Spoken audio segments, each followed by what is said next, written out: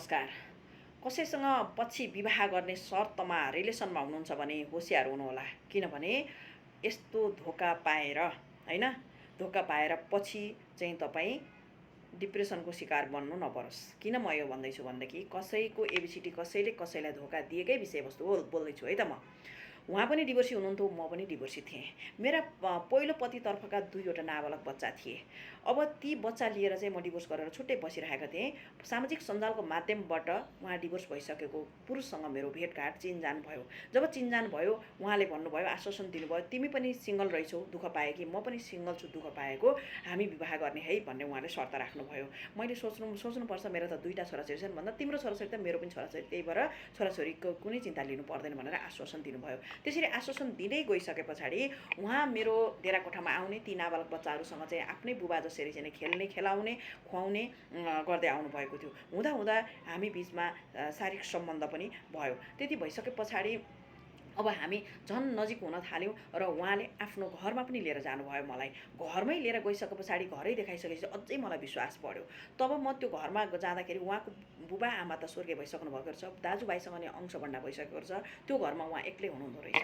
त्यति भइसकेपछि मैले उहाँलाई त्यहाँ घरमा गएर खाना बनाउने, खुवाउने पनि काम गरेँ।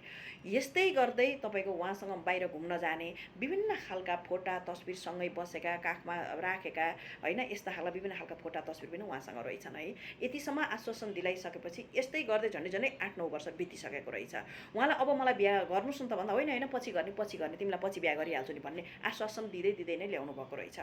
यो अवस्थामा झन्डै 5-6 महिना अगाडिदेखि उहाँ चाहिँ सम्पर्कमा नआउने, टेलिफोन हतपत नउठाइदिने, डेरा कोठामा ती महिलाको डेरा कोठामा हतपत नआइदिने गरिसकेपछि उनलाई शङ्का लाग्यो। शङ्का लागिसकेपछि उनले उनको घर देखिसकेपछि वडा पनि उनले थाहा पाइन्। त्यस पछाडि उनले बुझ्दै जाँदाखेरि कोहीसँग विवाह दर्ता गरेको छ कि के कसो हो त भनेर बुझ्न जाँदाखेरि ती व्यक्तिले त पहिले डिभोर्स गरिसकेकी श्रीमतीलाई नै, डिभोर्स गरिसकेकी महिलालाई नै पुनः विवाह दर्ता गरिसकेका रहेछन्। त्यही भएर उनी टाढा हुन थालेका रहेछन् हो। अब यस पछाडि उनी छाँगाबाट खसिन्।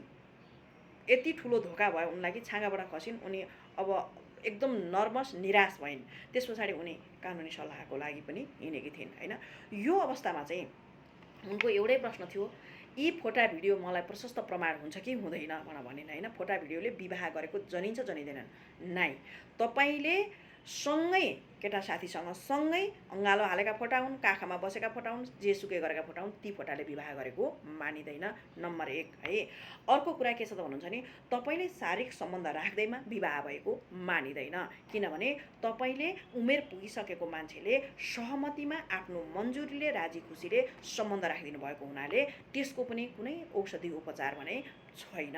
त्यही भएर कसैसँग एउटा केटा मान्छेहरू त जतिवटा विवाह गरे पनि, जतिसँग सम्बन्ध राखे पनि उहाँहरू सधैँ पवित्र नै बनिनुहुन्छ। तर विचार पुर्याउनु पर्ने छोरी मान्छेले हुन्छ क्या। किनभने जिन्दगी बर्बाद छोरी मान्छेको हुन्छ क्या। यहाँ त अर्कीसँग अब विवाह दर्ता, जुन पहिलाको श्रीमतीसँग विवाह दर्ता गरिसके पछाडि त तपाईँ त अब त काहीँ अहिलेसम्म पनि तपाईँले जति सम्बन्ध राख्नुभयो, तपाईँ कुनै अपरिचित महिला नै हुनुहुन्थ्यो उहाँको लागि, कुनै नाता सम्बन्ध नै थिएन। र अब त झन् एउटा विवाह दर्ता गरिसकेपछि तपाईँ त कोही पनि होइन। त्यही भएको हुनाले उहाँलाई कानुनी साथ सहयोग दिन सकेको अवस्था थिएन। आफ्नो लागि आफै विचार गर्नुहोस्। कसैलाई विश्वास गर्नुभन्दा अगाडि 1000 पटक सोच्नुहोस्। हस्, धन्यवाद।